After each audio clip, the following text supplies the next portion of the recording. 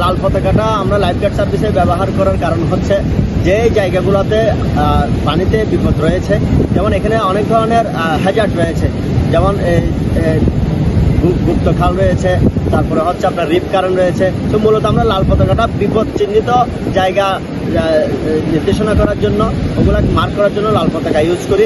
পাশাপাশি সাগরে যদি কোনো নিম্নচাপ থাকে, কোনো আবহাওয়া খারাপ থাকে, যদি পানিতে গোসল করার মধ্যে কন্ডিশন না থাকে, তাহলে আমরা লাল পতাকা ব্যবহার করি। তো লাল পতাকাটার টোটাল অর্থ হচ্ছে ওই জায়গাটা অনিরাপদ।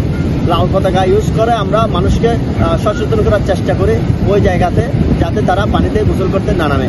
আর আমরা লাইফ গার্ড সার্ভিস ওই জায়গার আশেপাশে সবসময় নজরদারিতে রাখি, যেখানে আমরা লাল পতাকা চিহ্নিত করে যে স্থানগুলোকে দিয়ে রেখেছি।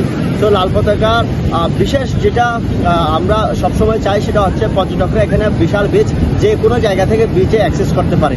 তো যেহেতু আমরা এত বড় বিচ, আমাদের অনেক সময় দেখা যাচ্ছে কি এক জায়গা থেকে আমরা পর্যটকদেরকে স্টপ করলে ওরা অন্য জায়গায় আবার নামতে চেষ্টা করে।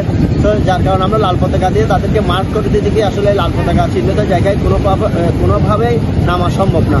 পাশাপাশি আমরা যখন সাগরের সকল পরিস্থিতি ভালো থাকে, পর্যটকদের জন্য নিরাপদ থাকে, তখন আমরা লাল এবং হলুদ পতাকা ব্যবহার করি, যেটার মাধ্যমে বোঝাই দেখি লাইফ গার্ড এরিয়া আমরা একটা নির্দিষ্ট সেফ জোনে সেট করেছি এবং লাইফ গার্ডরা ওই জায়গাটাতে অন ডিউটিতে রয়েছে।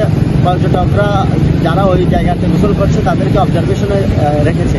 তো লাল হলুদ পতাকা ও আমরা ব্যবহার করি যখন পরিস্থিতি ভালো থাকে, আর যখন লাল পতাকা ব্যবহার করি এটা আমরা পরিস্থিতি খারাপের উপরেই ডিপেন্ড করে মূলত লাল পতাকা ব্যবহার করি।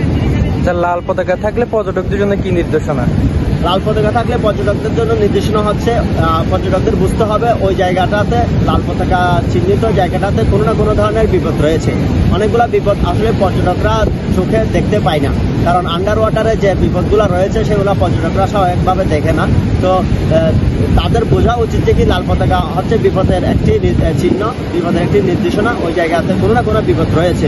তো পর্যটকদের হ্যাজার্ডগুলোর বিষয়ে সকল ধারণা যেহেতু নাই, তো তারা যাতে সহজেই বিপদটা বুঝে নেয় সেটাই তাদের জন্য নির্দেশনা। ইজিলি একজন পর্যটক আসলে কক্সবাজার যখন বেড়াতে আসে বিভিন্ন অঞ্চল থেকে আসে, দেশের বিভিন্ন জেলা থেকে আসে, তো সাগরের কন্ডিশন সম্পর্কে তাদের ধারণা কম থাকে অথবা একদম থাকে না। তো আমাদের এখানে লাল পতাকা চিহ্নিত জায়গাগুলো হচ্ছে ওই জায়গাটাতে পানিতে নামা বিপদ, ওই জায়গাটাতে স্ট্রং কারেন্ট রয়েছে, ওই জায়গাটাতে গুপ্ত কোনো খাল রয়েছে, ওই জায়গাটাতে কোনো গর্ত রয়েছে।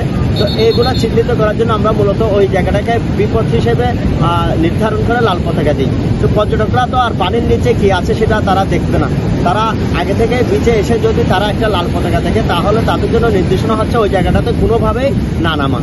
যদি লাল পতাকা থাকে তারা আশেপাশে চেয়ে দেখবে যে এখানে কোনো লাইফ গার্ড সার্ভিস অথবা লাইফ গার্ড অন ডিউটিতে রয়েছে কিনা, তাদের কাছ থেকে পরামর্শ নিয়ে সেফ কোনো জায়গায় অথবা লাল পতাকার থেকে দূরে অন্য কোনো জায়গায় লাইফ গার্ড নির্দেশিত কোনো জায়গায় সে যাতে গোসল করতে নামে, এবং পাশাপাশি লাইফ গার্ডদেরকে তারা রিকোয়েস্ট করে অথবা লাইফ গার্ডদের নজরে থাকে সেরকম একটা বিশেষ জায়গায় যাতে তারা গোসল করে।